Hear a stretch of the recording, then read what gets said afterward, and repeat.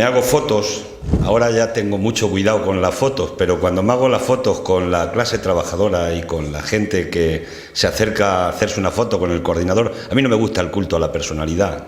Yo soy de los que opino que ni en dioses, reyes ni tribunos, y por tanto el culto a la personalidad no me ha gustado nunca. Me gusta el pensamiento colectivo, el trabajo colectivo de la gente. Ronaldo debe ser muy bueno, pero si no hubiera 10 con él, no metía un gol. Y Messi es maravilloso, pero si no hubiera 10 con él, no metía un gol. Por tanto, el trabajo es colectivo, el pensamiento es colectivo, y yo me siento orgulloso de ser parte de este colectivo, de esta organización. Por eso, orgulloso de que la gente se haga fotografías con el coordinador también. Y ahora ya tengo alguna precaución, no con nuestra gente, ¿no? Pero como ahora hay algunos que ya tienen un problema con las fotografías que se han hecho, porque están sacando fotografías y dicen, ¡ay, yo no le conocía, ese no tengo ni idea de quién era! Pero la foto está ahí, y echarle la mano y comer juntos y tal. Y claro, algunos tienen un problema, y el problema es encontrar una foto donde no haya nadie que no esté en este momento imputado y que no esté corrompido. Y nosotros seguramente que tenemos alguna foto donde hay alguno que se nos ha escapado, un garbanzo negro que está ahí, que también somos una organización humana y tenemos gente que se corrompe desgraciadamente, que decide no formar parte de la clase, que se desclasa, que se va con los ricos, con los que han tenido otra forma de vivir. Y bueno, eso hay que hacer, castigarles, no son compañeros ni son compañeras, sencillamente hay que expulsarles porque no quieren formar parte de un proyecto honesto, decente, colectivo, de la gente que seguimos defendiendo nuestros principios, nuestros valores, que son los principios que alimentan a la sociedad que nos gustaría tener, que es una sociedad de iguales, de hombres y mujeres libres, la fraternidad, la solidaridad, la igualdad, que son principios extraordinarios por los que seguimos luchando cada día, ¿no? Yo en el Parlamento esta semana utilicé una expresión que era que la gente estaba hasta los mismísimos, ¿no? Igual podía haber sido hasta los mismísimos cojones, como podía haber sido hasta los mismísimos ovarios, pero hasta los mismísimos, ¿no? Y se escandalizaron una parte de la bancada. La bancada del Partido Popular puso el grito en el cielo. ¡Qué obscenidad! ¡Qué expresión! Ha dicho el diputado aquí, nada menos que en sede parlamentaria, tal. Y no se escandalizan cuando juran o prometen hacer cumplir la Constitución y violan un día sí y otro también la Constitución española que ayer juraron prometer. Es curioso que no se escandalicen de eso, ¿no? Pero hay que tomar nota de esas cosas, ¿no? Y dicho eso, decir que hace 5 años, en un consejo de Izquierda Unida, yo puse una pinza. Me la hizo un amigo carpintero, la pinza era así de alta, y le pusimos una de las partes de la pinza azul y otra parte de la pinza rosa. La rosa le pusimos paro y al azul le pusimos corrupción. Hace 5 años. Alguien del consejo me dijo, vaya hortelada del coordinador, traer aquí una pinza. Hablábamos de la pinza, hablábamos del bipartidismo. Estamos hablando de que estamos hace 5 años, donde el paro era muy alto, ahora es más que entonces, y donde la corrupción ya empezaba a acampar por ancho, porque la corrupción que está saliendo ahora son todos los tapones de la mierda que hemos tenido en el periodo de la burbuja inmobiliaria. Está saliendo ahora, ¿de acuerdo? Incluso hay gente que ha votado corruptos en este país y tenía una duda, pero les votó, porque la cosa iba bien. Y a los corruptos no hay que votarles ni cuando nos va bien, ni cuando nos va mal, ni cuando nos va regular. A los corruptos hay que echarlos de la vida pública española, ¿no? Y fijaros que ahora, 5 años después, si vuelvo a poner la pinza en el siguiente consejo, tiene la misma vigencia. Paro y corrupción, los dos grandes problemas que siguen atenazando a la vida política y a la vida pública de los ciudadanos de nuestro país. Qué poco ha cambiado la historia en 5 años. Más dura todavía para la gente. Nos han quitado los derechos conquistados, que se han conquistado con el sacrificio y el esfuerzo de mucha gente, que podéis dar fe seguramente de la que estáis aquí, de esa lucha importante a lo largo del tiempo. Por no dramatizar mucho la situación, porque a veces parece que no vendemos nada más que dramas, el otro día me gustó mucho una anécdota, hablando de las raíces vigorosas, que como sabéis tenemos en España, ha dicho Rajoy, ¿no? Y Miguel Ángel Revilla, este hombre de las anchoas, hacía el otro día un símil, una metáfora muy interesante sobre el tema de las raíces vigorosas. decía que lo que ha pasado en este país en los últimos años es que se hacía una capa de mierda y le echábamos una capa para taparla. Se hacía otra capa y le echábamos otra capa para taparla. Y así, capa tras capa, se iba tapando toda la mierda de la corrupción. Y de ahí surgieron las raíces vigorosas de Rajoy.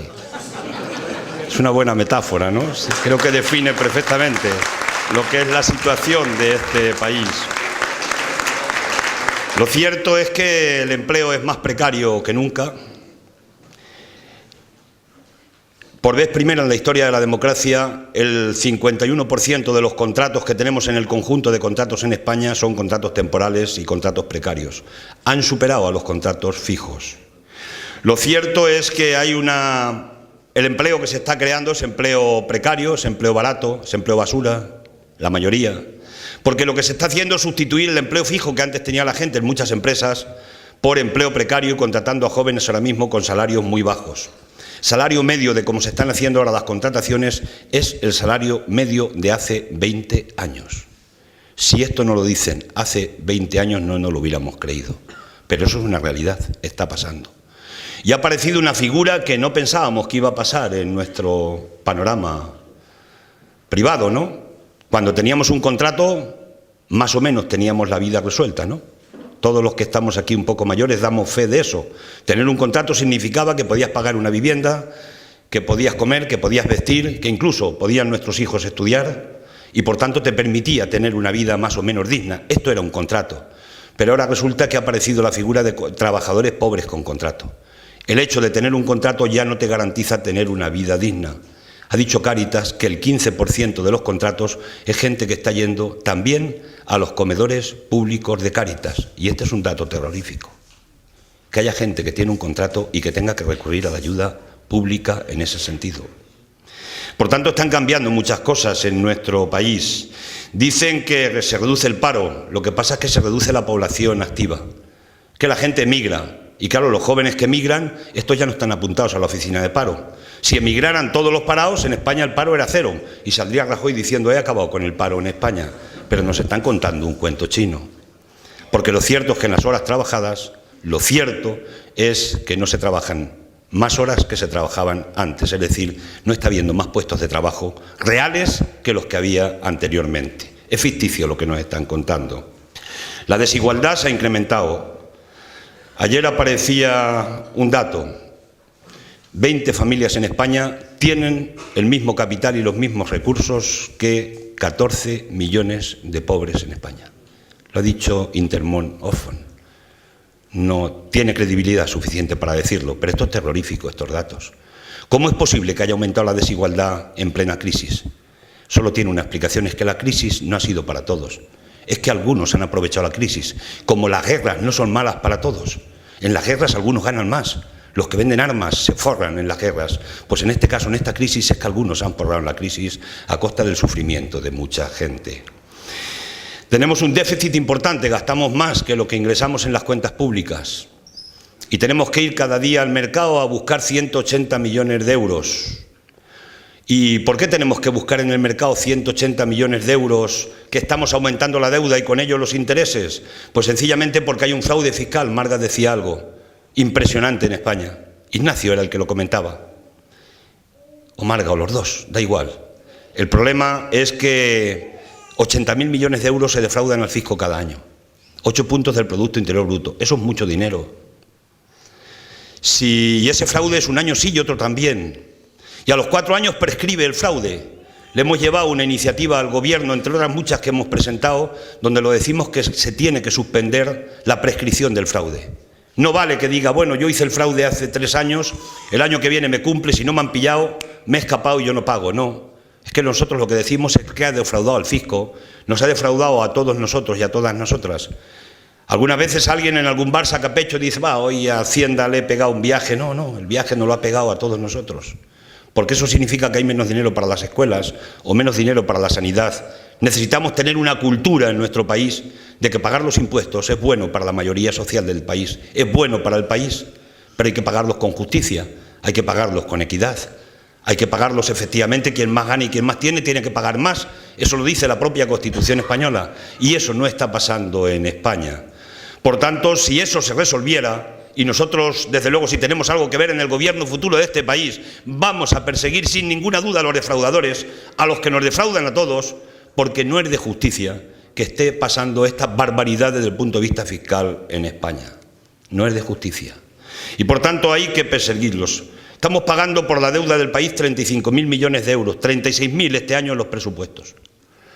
Eso es 100 millones de euros cada día. Cada día pagamos de intereses por la deuda lo que cuesta construir un hospital de 500 camas. Cada día.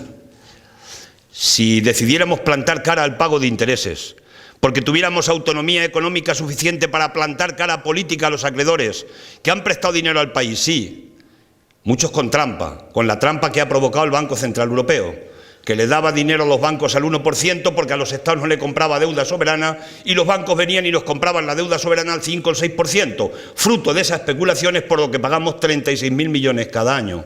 ¿Sabéis cuántos puestos de trabajo se pueden crear con 36.000 millones de euros cada año? Más de 2 millones de empleos. ¿Y esto es una utopía? Nosotros pensamos que no. ¿Esto es demagogia? Nosotros pensamos que no.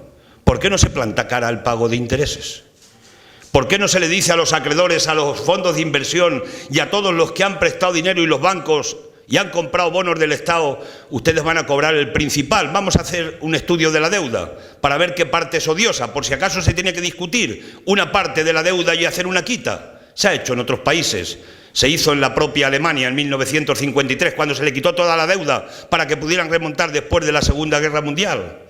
Pero nosotros vamos a hacer un planteamiento. ¿Por qué no decidimos que los intereses no se pagan?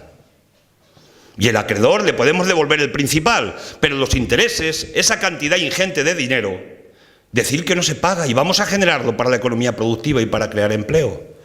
¿O es que no tienen que poner nada de la crisis? ¿Es que han invertido el dinero para no arriesgar nada? Cuando este país está arriesgando el sufrimiento de millones de personas con los recortes y la política de austeridad de la Unión Europea. ¿No tiene esto credibilidad? ¿No es posible plantearlo? Pero para plantearlo hay que tener independencia económica. Y la independencia económica la tenemos reduciendo el déficit, luchando contra el fraude fiscal y haciendo una reforma fiscal progresiva para que pague más quien más gana y quien más tiene. De esa forma tendremos independencia económica para tener independencia política y plantar cara a lo que son intereses especulativos. Si es posible hacerlo, lo podemos hacer y hay que pelearlo. Por tanto, hay alternativas. No voy a desglosaros aquí porque tampoco hay una cuestión de tiempo, de todas las alternativas que tenemos. Hemos presentado esta semana pasada un nuevo modelo productivo para nuestro país. 50 medidas que serían 50 medidas que aplicaríamos en los 50 primeros consejos de ministros si llegamos al gobierno de este país. Y lo hemos dicho con los pies en el suelo. Muchas hay que pulirlas, hay que terminarlas. Hay que trabajarlas con mucha gente, con la gente que sabe, la gente que piensa y la gente que tiene una ideología de izquierdas y gente que quiera colaborar con la gente que tenemos una ideología de izquierdas. Pero es posible hacerlo. 50 medidas para 50 consejos de ministros. Tenemos una alternativa y estamos forjando y redondeando la alternativa para tener un nuevo proyecto de país. Y lo decimos con sobriedad, con seriedad, con rigor. No son cartas a los Reyes Magos. No es humo lo que le queremos vender a la gente, porque a la gente la podemos llevar a votar con ilusión. Bernabé seguramente, ojalá, va a ser alcalde de esta población. Ojalá, si decide la gente que se presente como candidato a alcalde y él quiere ser candidato a alcalde, lo veréis, lo decidiréis democráticamente. Pero vamos a tener un alcalde de Izquierda Unida aquí presumiblemente, posiblemente. Podemos llevar a la gente a votar con ilusión, pero al día siguiente hay que cumplir lo que hemos puesto en el programa. Porque al día siguiente a la gente hay que decirle, no la hemos engañado. Hemos hecho un programa serio con la gente, qué podemos hacer y qué no podemos hacer. No vamos a vender humo, no vamos a vender paja, ni vamos a vender una carta a los Reyes Magos para engañar a nadie. Ya otros la engañan bastante cuando no cumplen los programas electorales con el que se comprometieron con los ciudadanos. Y la gente necesita credibilidad, necesita tener esperanza, pero necesita credibilidad en la política, como decía Marga, con mayúsculas. Hay que escribir la política. Porque algunos entramos en la política porque creíamos en la política y seguimos creyendo en la política, que es un arte noble, que es la defensa de los intereses colectivos de los ciudadanos, de la mayoría del pueblo, de la gente humilde, de la gente trabajadora. La política al servicio de la gente, no la política al servicio de los tahúres, de los especuladores financieros, del gran capital de los oligarcas. No, eso no es la política. La política es la política al servicio del pueblo, del interés general. Pero además lo dice nuestra propia Constitución española. Por tanto, en esa dirección vamos a seguir trabajando en el encuentro programático y político que concluimos en una primera fase el 22 del mes de noviembre para hacer programas marcos para las elecciones municipales, autonómicas y generales. Nosotros nos presentamos a las elecciones municipales porque el que quiere gobernar un país tiene que saber gobernar un pueblo, porque será muy difícil gobernar un país si no gobernamos un pueblo, porque los pueblos son tan importantes como los países. Porque los pueblos, la suma de los pueblos, es lo que supone la suma que suponen los países. Y nosotros no vamos a dar marcha atrás. Donde tengamos gente que quiera, que nos quiera acompañar y que la acompañemos, en que el pueblo se empodere, en que el pueblo participe activamente en la vida pública, ahí va a haber candidaturas de hombres y mujeres de Esquerra Unida, con otros y con otras, porque no hemos sido sectarios nunca ni lo vamos a ser. Queremos construir el futuro con la gente, con mucha gente, con las asociaciones, con los sindicatos, con el tejido social, con las plataformas que defienden la dignidad de la gente, las plataformas que defienden la discapacidad frente al ataque, mejor dicho, a la discapacidad, la gente que defiende la ley de dependencia, la gente que está defendiendo en este momento las causas, mucha gente la llama causas perdidas. Con toda esa gente vamos a ganar las causas y con toda esa gente queremos intentar gobernar en cada una de las partes de este país. Porque nosotros estamos en política no solo para sacar una pancarta, que también, estamos también para gobernar, porque queremos cambiar el rumbo de las cosas. Y esto es importante y por tanto queremos llevar a la reflexión a la gente, no a un eslogan fácil, a la reflexión profunda. Porque ese es el análisis profundo de la izquierda, el que nos han enseñado nuestros mayores, para que lo aprendamos los que éramos más jóvenes entonces y lo que ahora le queremos enseñar a los jóvenes, porque la política es reflexión, es análisis, es elaboración colectiva, es propuesta para mejorar la vida de la gente. ¿Qué es sino la política? La política no es un enmierde como nos han metido en este país los de la corrupción. Cuando entró el grupo parlamentario de la Izquierda Plural hace 2 años, 3 años ya en el Parlamento, una de las primeras iniciativas que presentamos fue le pedimos a Rajoy y al Partido Popular que se creara una comisión de investigación en el Parlamento. ¿Para investigar qué?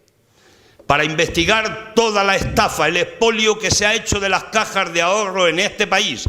Todas las cajas de ahorro, empezando por Bankia, entonces Caja Madrid, siguiendo por Lacan, siguiendo por Bancaja, continuando por Catalunya Bank, siguiendo por Caixa Galicia y en definitiva todas las cajas que han sido expoliadas por una panda de golfos y de sinvergüenzas que se han puesto al servicio de los intereses de la mayoría de este país. Y se lo dijimos, porque ¿qué queríamos saber? En una comisión de investigación parlamentaria, 6 meses tenía que durar la comisión. Queríamos saber quién se había llevado el dinero, porque el dinero no se lo han llevado los marcianos. Alguien se lo ha llevado con nombres y apellidos, y alguien se lo ha dado. Y queríamos saber si se han dado operaciones temerarias, que se han dado muchas, y queríamos saber cuánta corrupción había entre medias de dar créditos que no le podían dar a la gente. No le debían dar, por seguridad también jurídica de las cajas. ¿Y qué hizo el Banco de España? También queríamos investigar al Banco de España, porque había mirado para otro lado y no cumplir con sus funciones que tenía del control de las cajas. ¿Y qué hacía la CNMV? Que también tenía que controlar. ¿A dónde miraban? ¿O es que estaban apoyando la política especulativa de hundimiento de las cajas? Porque al final lo que ha pasado es que la banca se ha quedado con todo el ahorro de las cajas, que era el ahorro del 50% que teníamos en este país la gente. ¿No era ese el objetivo al final? Pues queríamos que se investigara y el PP dijo no. Y lo presentamos 7 veces más y el PP dijo 7 veces más no. Y cuando empezaron a salir los primeros escándalos de corrupción, le dijimos que había que hacer un pleno extraordinario en el Parlamento para hablar a tumba abierta de corrupción. ¿Por qué se ha producido la corrupción en España? Una pregunta importante y queríamos saber por qué, cuáles son las raíces profundas de la corrupción. Para, conociendo los porqués, poder llegar a las soluciones de futuro para que este país no tenga nunca más que volver a sentirse asqueado de una situación y de unas conductas que nos asquean los ciudadanos y las ciudadanas, que han atentado contra la propia democracia, que han desafectado a la gente de la política y que permiten alternativas o salidas que no son salidas coherentes o correctas para la situación que tenemos. Cargar contra todos. Todos los políticos son iguales. Eso ya me suena, y nos suena. No se meta usted en política, haga lo que yo. Eso decía Franco. Y cuando nacíamos en política, los primeros que nacíamos en la transición en la política, los políticos éramos como una especie de diablos con cuernos y rabo. Y decían los políticos entonces, claro, los políticos de la izquierda, los que veníamos contra el régimen, los que no queríamos la dictadura, los que luchábamos contra la derecha. Y qué curioso que ahora haya sectores de esta sociedad que digan todos los políticos son iguales. ¿No será que detrás de esa frase también hay acabar con la lucha política de la izquierda, del movimiento obrero, por muchos errores que haya cometido el movimiento obrero, troncharle al sindicalismo de clase la columna vertebral y seguir quitándonos sin ningún tipo de resistencia a los derechos que hemos conquistado a lo largo de la historia? ¿No estará eso detrás? Pues hay que pensarlo, porque tal vez está detrás.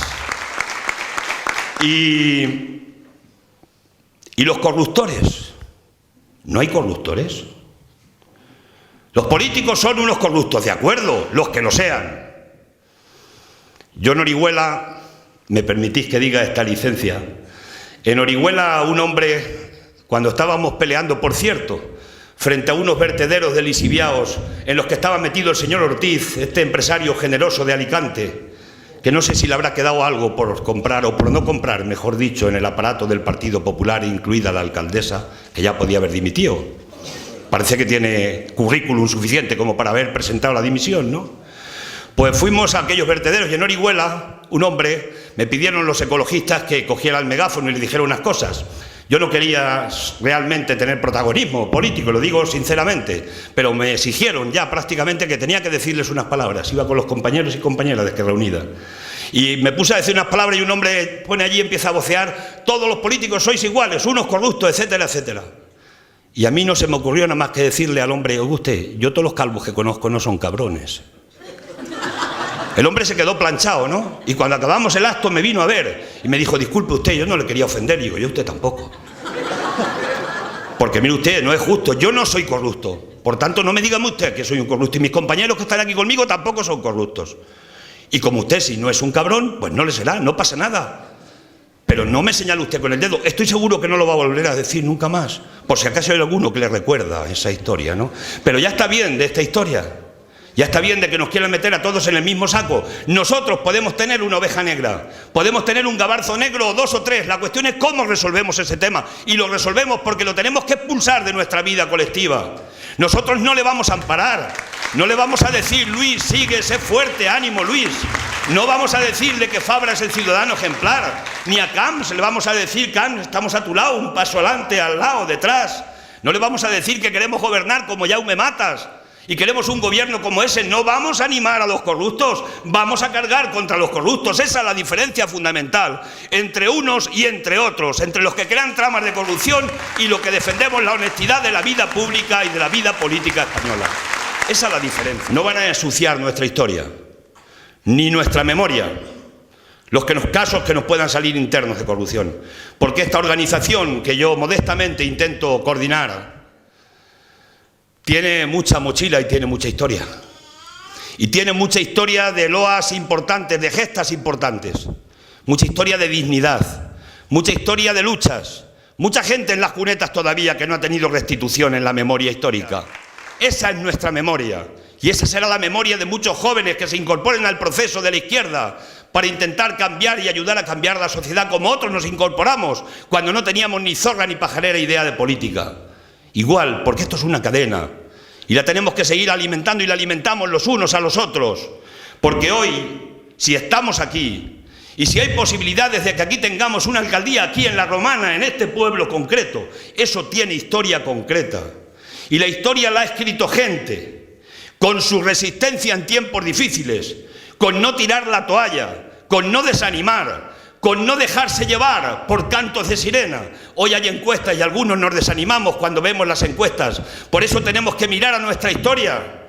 ¿Quién somos? ¿De dónde venimos y a dónde vamos?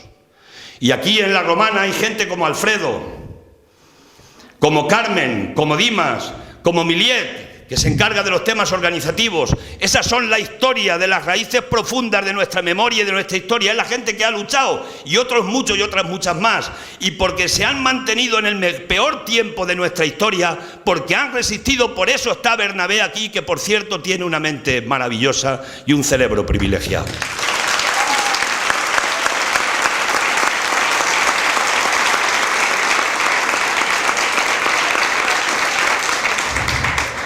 Y mirándonos al espejo de nuestra historia, seguramente que nos reconocemos. Somos clase trabajadora. Somos trabajadores y trabajadoras, autónomos, pequeños empresarios también, honestos, que los hay. Pero mayoritariamente somos clase trabajadora. Y somos de izquierdas. Nosotros no vamos a ocultar quiénes somos, porque nos sentimos orgullosos de ser de izquierdas. Porque yo aprendí a defender los valores de la izquierda cuando no sabía todavía qué era la política. Y aprendí a defender el derecho al divorcio, el derecho al aborto, el derecho a la libertad de las mujeres, el derecho a tener la dignidad en la vida y el derecho a la igualdad. A mí me lo enseñaron otros anteriores a mí, por lo que habían peleado mucho. Y por tanto esa es mi historia. Y esa es nuestra historia de muchos de nosotros. Y esa será la historia de muchos jóvenes, como Esther, como Ignacio, como otra gente, como Bernabé, como más gente que se va a incorporar a este proceso y a este proyecto. Y la política de alianzas y la convergencia la llevamos en el ADN de esta organización. ¿Cómo no vamos a converger? ¿Cómo no nos vamos a aliar? Si Izquierda Unida es la suma de una serie de partidos, que la alianza está en nuestro ADN. Si para poder combatir al poder del capital, del capitalismo, que de vez en cuando hay que sacar ya esta palabra. Por cierto, el Capital de Marx, los primeros que lo leen son los capitalistas. Si los trabajadores fuéramos capaces de leernos el tocho de lo que es el Capital de Marx, seguramente que nos engañaban bastante menos los capitalistas, que sí se leen el tocho del Capital como primera doctrina que tienen en la cama, ¿no? Y hemos sido un ariete frente al bipartidismo. ¿Quién ha estado en las calles? ¿Quién ha estado combatiendo las políticas neoliberales de los últimos gobiernos de Zapatero y los gobiernos del señor Rajoy? Incluso los gobiernos de Aznar y otros. ¿No hemos sido esta fuerza política? ¿Quién ha estado en los piquetes en las huelgas generales? ¿Quién ha estado apoyando las huelgas generales contra los derechos de los trabajadores? La de Zapatero y la de Rajoy. ¿Quién ha estado frente al ataque a las pensiones? Incluso con un sindicato que firmó las pensiones y no estuvimos de acuerdo. ¿No ha sido esta fuerza política la que hemos estado en la lucha con la gente defendiendo los derechos de la mayoría social? ¿No hemos estado nuestra gente en los desahucios, intentando que no echen a la gente de sus casas? ¿No hemos estado con las mareas defendiendo la sanidad pública, la salud pública, la educación pública? ¿No hemos sido esta fuerza política? ¿No hemos sido, por tanto, nosotros los que hemos sido arietes frente al bipartidismo que tanto daño nos ha hecho de la política de recortes y ajustes? ¿De la política de desangrar este país? Por tanto, esa es nuestra historia, esa es nuestra mochila. Y en el futuro lo que tenemos que seguir es con la misma mochila. Tenemos que seguir trabajando por las mismas causas, luchando, peleando en la calle, pero también en la propuesta, en la alternativa. Repito, y presentando candidatos y candidatas y convergiendo con mucha gente para derrotar un día a las políticas neoliberales y a las políticas del capitalismo. Ese es nuestro objetivo y ese lo tenemos que cumplir con mucha gente en este país. Y también hemos intentado ayudar a la toma de conciencia de clase y vamos a seguir con eso. A Sarasqueta, un diputado canario, le decían una vez: señor Sarasqueta, si usted dice que defiende a la clase trabajadora, a los trabajadores, ¿por qué no le votan los trabajadores? Y Sarasqueta, el diputado, les contestaba: mire usted, porque una cosa es ser trabajador y otra es tener conciencia de serlo. Y nosotros estamos intentando que los trabajadores y las trabajadoras tengan conciencia de que son clase trabajadora, de que somos clase trabajadora, de que nos necesitamos para combatir las políticas del capital. Porque sigue estando ahí, porque la lucha de clases sigue estando ahí, lo dicen Buffett, lo dicen los ricos, pero lo dicen a continuación, pero la vamos ganando nosotros, es decir, ellos. Y nosotros tenemos, por tanto, que seguir en ese camino. Y yo creo que hemos conseguido alguna hegemonía y voy a ir concluyendo. Alguna hegemonía. ¿Qué es la hegemonía? La hegemonía es que hace 10 o 12 años esta organización política aquí en el país valenciano o en la Comunidad Valenciana, cada uno como le queráis llamar, aquí estábamos defendiendo las políticas frente a la corrupción, frente a los pelotazos urbanísticos, la política inmobiliaria que consideramos que era una barbaridad, que después se convirtió en burbuja inmobiliaria, estalló y nos estalló a todos en la cara. Y cuando convocábamos un acto en un pueblo para explicarle a la gente que lo que estaba pasando con las cajas era una barbaridad, de alimentar esa burbuja inmobiliaria, de meterle a la gente dinero por los ojos para que se hipotecaran con viviendas que no iban a poder pagar, en su vida nos decían que estábamos locos, que éramos una antiguaya, que éramos los del Nerdental, que eran los que veníamos nada más que a contar a la gente dramas y profecías negativas. Nos contaban eso y asistían 4 a las reuniones, pero resulta que ahora, desgraciadamente, 10 o 12 años después, teníamos razón, porque estalló la burbuja, porque fue una barbaridad la política urbanística, porque nos han arrancado las cajas de nuestra historia, de nuestro ADN, donde quedan los abuelos que le abrían la cartilla al nieto o la nieta cuando nacía, en una caja con toda la ilusión del mundo. Las cajas que servían para el desarrollo territorial de las comarcas, de las zonas, de los propios territorios. Todo eso se ha dilapidado y hemos dejado un país endeudado en lo público, en lo privado. ¿Cuántas familias siguen endeudadas en este país con hipotecas que no pueden pagar, de viviendas con unos precios leoninos, porque el Estado no quiso intervenir y generar vivienda pública? Teníamos razón y hacíamos propuestas. Y hoy hay mucha gente que sale a las calles y se reúne en una plaza y está defendiendo las mismas propuestas que nosotros llevamos haciendo 20 o 30 años. Eso es hegemonía, porque ha calado nuestra idea en la cabeza de mucha gente. Eso es lo importante. Y por tanto, en ese camino tenemos que seguir creando hegemonía, aunque muchos no saben. Algunos son adanistas, piensan que el mundo ha nacido anteayer. No, el mundo nació hace mucho. Y nosotros, como tenemos historia, memoria y pasado, sabemos que el mundo nació hace mucho y por tanto tenemos propuesta, porque es muchos años de sacrificio, de elaboración colectiva, de pequeñas reuniones, de reuniones cansinas, de esas que te reúnes y que dices, pero ¿qué estamos aquí tantas horas para discutir una cosa tan pequeña o de tan poca, qué poca chicha hemos sacado hoy de la reunión? Nos vamos cabreados. ¿Cuánto sacrificio hay en la historia de una organización y de la gente que ha estado a nuestros alrededores y con nosotros, y del tejido social y de la gente combativa que ha estado combatiendo también en otros sectores de la sociedad? Por tanto, tenemos que seguir en ese camino, porque vamos ganando hegemonía, porque nuestras ideas van penetrando en la sociedad, porque hoy hablar de una banca pública nadie se escandaliza. La gente lo entiende. Hoy hablar de que hay que nacionalizar, hay que devolver por tanto al pueblo sectores estratégicos de la economía, no se escandaliza ya la gente, lo ve que puede pasar. En Andalucía vamos a tener una banca pública porque participamos en el gobierno y ya se ha aprobado el primer foco de banca pública en este país, que esperemos no nos lo echen para atrás como la ley de desahucios o antidesahucios. Eso es ganar hegemonía. Y en ese camino vamos a continuar, porque queremos derrotar al capitalismo. Y con los que nos queremos entender, queremos que cada uno tenga su identidad, pero queremos que se respete la nuestra, porque tenemos identidad. Yo tengo identidad. Yo no voy a mirar cada mañana qué carnet de identidad a ver cómo me llamo. No me voy a mirar el carnet de identidad. Yo tengo identidad, tengo historia. Ya he forjado mi parte de historia como tantos de vosotros y vosotras. Y yo soy respetuoso, porque lo he aprendido así en mi organización, a ser respetuoso plenamente con los demás, colectiva e individualmente.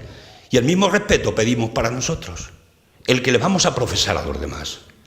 Con nuestra identidad construimos proyectos, construimos programas, nos ponemos de acuerdo en qué hay que hacer mañana si gobernamos. Eso es el proyecto, el programa, y eso es lo que la gente está esperando de las fuerzas políticas de la izquierda. Aquí en el País Valenciano vais a tener que gobernar. Primero, ¿qué queremos? No queremos echar al Partido Popular. No es una necesidad democrática para el País Valenciano echar al Partido Popular de las instituciones de esta comunidad autónoma o de este país. ¿Es una necesidad democrática? ¿Es eso lo que quiere la mayoría? Pues bien, cuando lleguen las elecciones autonómicas, si la mayoría de las fuerzas políticas de la izquierda tenemos mayoría para echar al gobierno del Partido Popular, hay que echarle, porque si no le echamos, no nos lo va a perdonar esta sociedad nunca. Y eso hay que hacerlo con programa, diciendo qué queremos hacer al día siguiente. Y por tanto en eso hay que estar preparados, porque nosotros queremos gobernar.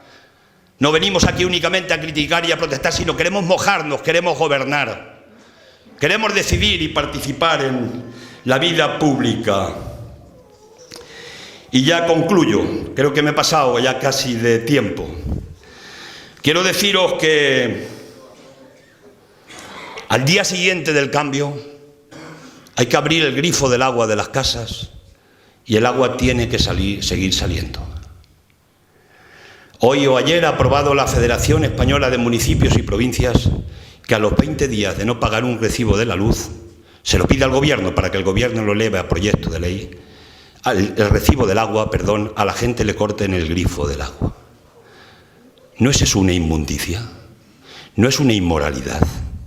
¿No es una indecencia en un país donde hay gente, desgraciadamente, que sigue buscando comida en los contenedores y en el Ayuntamiento de Sevilla le ponen una multa de 750 euros por ser pobre y buscar en los contenedores comida, con el argumento de que pueden poner en peligro su salud?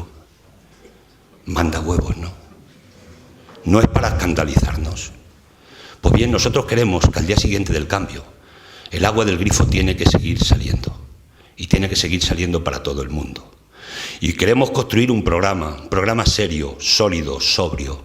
Lo podemos hacer, lo estamos haciendo, porque somos gente que tenemos además experiencia de gobiernos. Y no tenemos más experiencias de gobiernos porque la gente no ha querido que gobernemos en más sitios. Pero si quieren que gobernemos en más sitios, estamos dispuestos a gobernar. Y no vamos a escribir cartas, como dije antes, a los Reyes Magos, ni a vender proyectos que pueden ser humo, ni a vender discursos fáciles para que la gente nos vote. Vamos a vender seriedad, sobriedad y hacer una propuesta de país, una propuesta de ayuntamiento y una propuesta de comunidad autónoma con los pies en el suelo. Ese es nuestro objetivo. Y en ese objetivo, como han dicho los intervinientes anteriores, como ha dicho Marga, Ignacio y Bernabé, queremos hacerlo con la gente. Porque nosotros somos gente y lo queremos hacer con todos y cada uno de vosotros y vosotras, la gente organizada o no organizada que considera que tiene una idea que aportar a este proyecto de país que queremos construir. Podemos tener el gobierno, un día podemos alcanzar el gobierno, pero tener el gobierno no es tener el poder. El poder es mucho más que el gobierno. Y queremos tener un gobierno y tener el poder. El gobierno es el que puede legislar. Pero si el gobierno legisla y no tiene el poder de los ciudadanos organizado, el poder económico al que vamos a afectar a sus intereses cuando gobernemos para la mayoría social, tiene muchos elementos para sublevarse frente a ello, para poner zancadillas, para intentar boicotear cualquier proyecto que pueda haber positivo para la mayoría social, porque el poder tiene mucho poder. El poder puede arrastrar un país y puede invadir un país. La historia está escrita en ese sentido. ¿Y cómo podemos conquistar el poder? Si conquistamos el gobierno, el poder se conquista con el pueblo organizado, con la gente organizada en sindicatos, en asociaciones, en colectivos pensantes, en la gente que sea capaz de movilizarse y organizar una gran movilización. Si un día que adoptamos una medida para cambiar de verdad las cosas, el poder económico se subleva frente a esa medida y la quiere boicotear. Ese es el momento de que el pueblo organizado tiene que demostrar que tiene poder. Y por tanto ese es el objetivo que tenemos, objetivo fundamental y principal. Y no queremos defraudar a nadie, no queremos engañar a nadie. Y por tanto los proyectos, repito por enésima vez, que hagamos son proyectos con los pies en el suelo que nos den esperanza, pero que nos den seguridades. Nosotros queremos que los 10 millones de pensionistas de este país sepan que cuando llegue el 1 de mes van a tener el cobro de la pensión. Y si es posible mejoremos las pensiones más débiles. La gente que trabaja en el sector público tiene que saber que cuando llegue final de mes va a cobrar su nómina para seguir prestando el servicio de la educación, de la sanidad, para seguir cuidando de nosotros y enseñándonos. La gente que está en los parques de bomberos tiene que saber que va a cobrar la nómina para seguir haciendo su trabajo. Porque si no conseguimos hacer eso, el cambio habrá fracasado el primer día. Y esas son las seguridades que le tenemos que dar a una sociedad. Y en ese camino es el que nos tenéis con vosotros y con vosotras para seguir construyendo el futuro juntos y juntas con la mayoría social y con la clase trabajadora.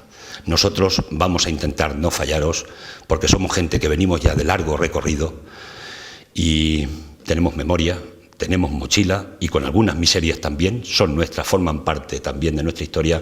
Tenemos más grandezas que miserias porque tenemos las grandezas de la gente decente, de la gente honesta y de la mayoría de la clase trabajadora de este país, aunque la mayoría no esté todavía con nosotros. Pero no vamos a perder nunca la esperanza para conquistarla.